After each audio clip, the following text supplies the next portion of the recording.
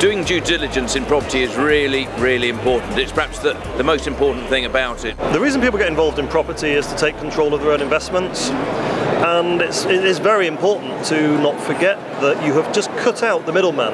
If you invest your money in a fund, they're doing that due diligence for you. And it can be very easy for someone to forget that they're supposed to be doing that detail. I would say that due diligence is extremely important. It's the first thing, it's your starting pad. It's about knowledge. If you've done all your homework, you've got to double check.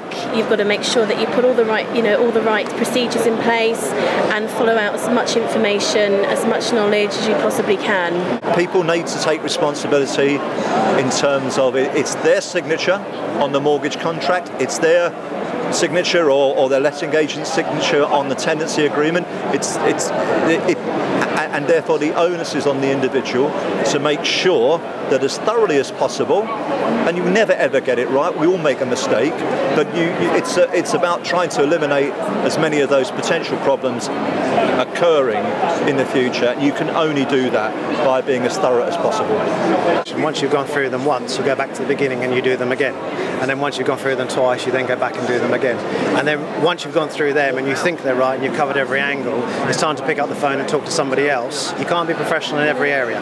So if you've got the opportunity to ask someone who's in the know, ask them. Due diligence is incredibly important with whoever you do business with. So, for example, I do property meetings throughout the UK, and last year I think I did about 85.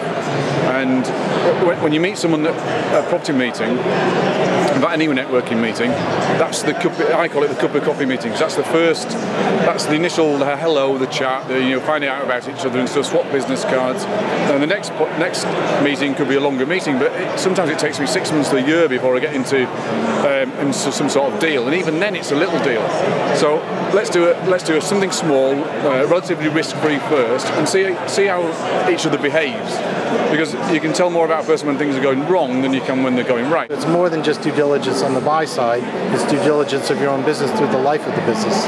It's like anything, if you're handing money over to someone with regard to a deposit or whatever, who's that company, what insurances they have in place, we've had scenarios of lawyers stealing monies from conveyancing, it's just everyone you've just got to check out, and you've got to make sure that, the people that you've got linked to your property purchase and your property portfolio and your management are just, on board, recognised, affiliated. We're finding a lot of amateur landlords, they want to do the management themselves, but they don't clearly have the time and the expertise, or don't know about the laws and which are always changing, which is a problem. We're always having to educate, and they only learn the hard way when we've got to evict a tenant and they're owed a lot of money. Plenty of solicitors have run off with client money.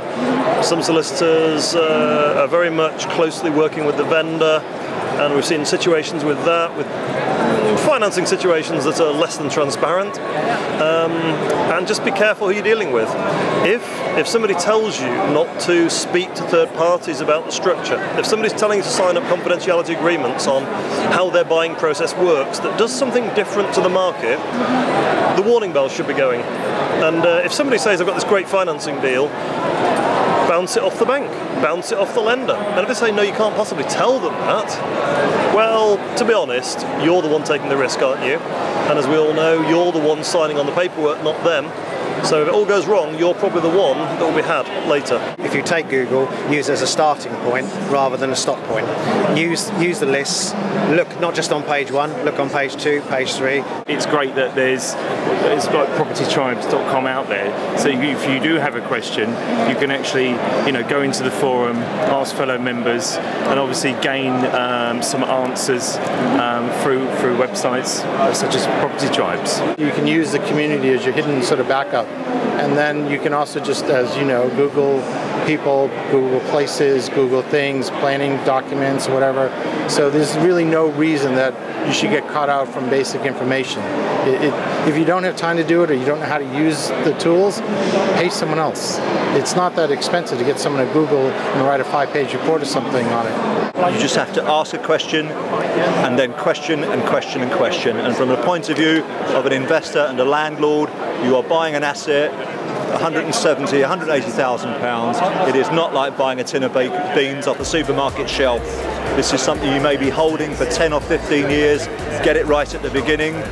and then that investment into due diligence will pay off over time.